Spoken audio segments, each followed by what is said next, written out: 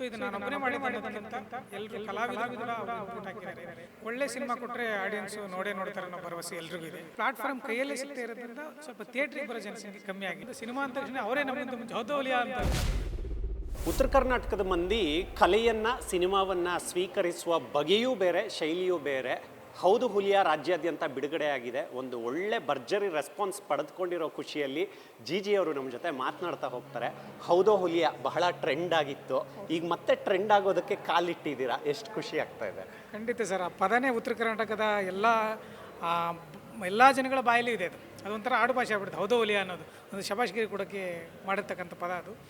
So ಈಗ ಈ title ಇಟ್ಕೊಂಡು ನಾವು ಸಿನಿಮಾ ಮಾಡಿದಾಗ ಸೊ ನಮಗೆ ಆ ಟೈಟ್ಲಿಂದನೇ ಪಾಸಿಟಿವ್ ಶುರುವಾಯಿತು. ಈಗ ಮೊನ್ನೆ ನಾವು ಉತ್ತರ ಕರ್ನಾಟಕ ಕಡೆ ಹೋದಾಗ ಸೊ ಆ ಟೈಟ್ಲ್ ಕೇಳಿನೇ ಜನ ತುಂಬ ಖುಷಿ ಆದರು. ನಾವು ನಾಟಕಗಳೆಲ್ಲ ಹೋಗಿದ್ವಿ, ಬನಶಂಕರಿ ನಾಟಕಗಳೆಲ್ಲ ಹೋಗಿದ್ವಿ. ಅಲ್ಲಿ ಹೌದೌಲಿ ಅಂತ ಸಿನಿಮಾ ಅಂದ ತಕ್ಷಣ ಅವರೇ ನಮಗಿಂತ ಮುಂಚೆ ಹೌದೌಲಿಯಾ ಅಂತಾರೆ.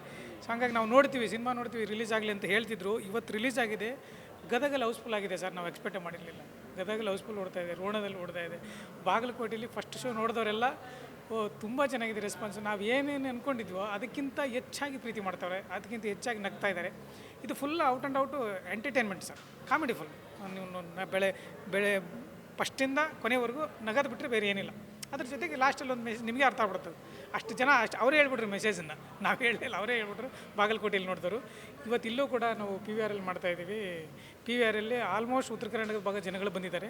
ಅದ್ರ ಜೊತೆಗೆ ನಮ್ಮ ಬೆಂಗಳೂರು ಜನನೂ ಕಲಾವಿದರೆಲ್ಲ ಬಂದಿದ್ದಾರೆ. ಸೊ ಎಲ್ಲರೂ ಎಷ್ಟು ಎಂಜಾಯ್ ಮಾಡ್ತಾರೆ ಅಂದರೆ ನಮಗೆ ಸಿನಿಮಾ ಮಾಡಿದ್ದಕ್ಕೂ ಸಾರ್ಥಕ ಭಾವ ಬರ್ತಾಯಿದೆ. ಯಾಕಂದರೆ ನಾವು ಮಾಡೋದೇ ಅದಲ್ಲ, ಸಿನಿಮಾ ನೋಡಿದ ತಕ್ಷಣ ಅವ್ರು ನಗದು ನೋಡಿದ್ದು ನಮಗೆ ಸಾರ್ಥಕ ಭಾವ ಆಗ್ತಾಯಿದೆ ಸರ್. ನೀವು ಜಿ ನಟನೆಯಲ್ಲಿ ಬ್ಯುಸಿಯಾಗಿರ್ತೀರಾ, ಸಿನಿಮಾಗಳಲ್ಲಿ ಆ್ಯಕ್ಟ್ ಮಾಡ್ತಾ ಇರ್ತೀರಾ. ಆದರೆ ಈ ಚಿತ್ರಕಥೆ ಸಂಭಾಷಣೆ ಅನ್ನೋದು ಬೇರೆ ಜಗತ್ತು, ಅದಕ್ಕೆ ಅದರದ್ದೇ ಆದಂಥ ಪೂರ್ವ ತಯಾರಿಗಳು ಬೇಕಾಗುತ್ತೆ. ಅದು ಸ್ಕ್ರೀನಲ್ಲಿ ನಿಮಗೆ ಹೇಗೆ ಕಾಣಿಸ್ತು ನಿಮ್ಮ ಕೆಲಸ? ಹೌದು ಸರ್, ಅದು ಯಾಕಂದರೆ ಅದು ಎಷ್ಟೇ ಮಾಡಿದ್ರು ಕಮ್ಮಿನೇ. ಸೊ ನನಗೆ ಆ್ಯಕ್ಚುಲಿ ಇದನ್ನು ಮಾಡೋದಕ್ಕೆ ನಮ್ಮ ನಿರ್ದೇಶಕ ಅನೀಶ್ ಮೂಲ ಕಾರಣ. ಆಮೇಲೆ ಸ್ಮಿತೇಶ್ ಅಂತ ನಮ್ಮ ಎಕ್ಸಿಕ್ಯೂಟಿವ್ ಪ್ರೊಡ್ಯೂಸರು. ಸೊ ಅವರು ಎನ್ಕರೇಜ್ ಮಾಡಿಬಿಟ್ಟು ನಮಗೆ ಕತೆ ಹೇಳಿದಾಗ, ಕತೆ ನಮ್ಮ ಮೊದಲೇ ಇತ್ತು. ಸೊ ಆ ಕತೆ ಹೇಳಿದಾಗ ಭಾಳ ಚೆನ್ನಾಗಿದೆ, ಮಾಡೋಣ ಅಂತ ಹೇಳ್ಬಿಟ್ಟು ಆ್ಯಕ್ಚುಲಿ ನಿರ್ದೇಶಕರು ನಾನು ಕೂತೆ ಸ್ಕ್ರೀನ್ ಪ್ಲೇ ಮಾಡಿದ್ದೀವಿ. ಅದರ ಜೊತೆಗೆ ಅನೀಶು ಹಿಂದೆ ದಸ್ಕತ್ ಅಂತ ಒಂದು ಮೂವಿ ಮಾಡಿ ಆಲ್ರೆಡಿ ಗೆದ್ದಿದ್ದ. ಸೊ ಸ್ಕ್ರೀನ್ ಪ್ಲೇಲಿ ತುಂಬ ಹಿಡಿತಾ ಇದೆ. ಸೊ ನಾನು ಕೂಡ ಆಲ್ರೆಡಿ ಮಾಡಿದ್ರಿಂದ ಇಲ್ಲ ಇದೇ ಚೆನ್ನಾಗಿದೆ ಅಂತ ಹೇಳ್ಬಿಟ್ಟು ಸಣ್ಣ ಪುಟ್ಟ ಚೇಂಜಸ್ ಮಾಡಿಕೊಂಡು ಸೊ ಅವರು ಕೂಡ ನನಗೆ ಸಪೋರ್ಟ್ ಮಾಡಿದ್ದಕ್ಕೆ ನಾನು ಇಷ್ಟು ಚೆನ್ನಾಗಿ ಮಾಡೋದಕ್ಕೆ ಸಾಧ್ಯ ಆಯಿತು. ಸೊ ಇದು ನಾನೊಬ್ಬನೇ ಮಾಡಿದ್ದು ಅನ್ನೋದಕ್ಕಿಂತ ಎಲ್ಲರೂ ಕಲಾವಿದರು ಕೂಡ ಅವರು ಇನ್ಪುಟ್ ಹಾಕಿದ್ದಾರೆ, ನಿರ್ದೇಶಕರು ಕೂಡ ಅವ್ರು ಇನ್ಪುಟ್ ಹಾಕಿದ್ದಾರೆ. ಸೊ ಹಾಗಾಗಿ ಎಲ್ಲ ಚೆನ್ನಾಗಿ ಬಂದಿದೆ ಸರ್. ಮುಖ್ಯಮಂತ್ರಿಗಳಾಗಿರೋ ಸಿದ್ದರಾಮಯ್ಯ ಅವ್ರಿಗೇನಾದರೂ ಸಿನಿಮಾ ಕಂಟೆಂಟು ತೋರಿಸೋ ಪ್ರಯತ್ನ ಪಟ್ಟರಾ ನೀವು? ಸೊ ಪಡ್ತಾ ಇದ್ದೀವಿ ಸರ್, ಗೊತ್ತಲ್ಲ ಅವರು ಬ್ಯುಸಿ, ಅವರು ನಾವೇನೋ ಒಂದು ಸಣ್ಣದಾಗಿ ಮಾಡಿದ್ದೀವಿ. ಸೊ ಪ್ರಯತ್ನ ಮಾಡ್ತಾಯಿದ್ದೀವಿ. ಸೊ ಅವರು ಇಷ್ಟಪಟ್ಟು ನೋಡೋದಾದರೆ ಖಂಡಿತ ಒಂದು ಪ್ರಯತ್ನ ಮಾಡ್ತೀವಿ ಸರ್. ಜಿ ನಾವು ನೋಡ್ತಾ ಇದ್ದೀವಿ ಇಂಡಸ್ಟ್ರಿಯಲ್ಲಿ ಕಮರ್ಷಿಯಲ್ ಸಿನಿಮಾಗಳ ಭರಾಟೆ ಒಂದು ಕಡೆ ಆದರೆ ನಾವು ನಿಂತ್ಕೋಬೇಕು, ಸಸ್ಟೈನ್ ಆಗಬೇಕು ಅನ್ನೋವಂಥ ಒಂದು ಹೋರಾಟ ಇದ್ದೇ ಇರುತ್ತೆ.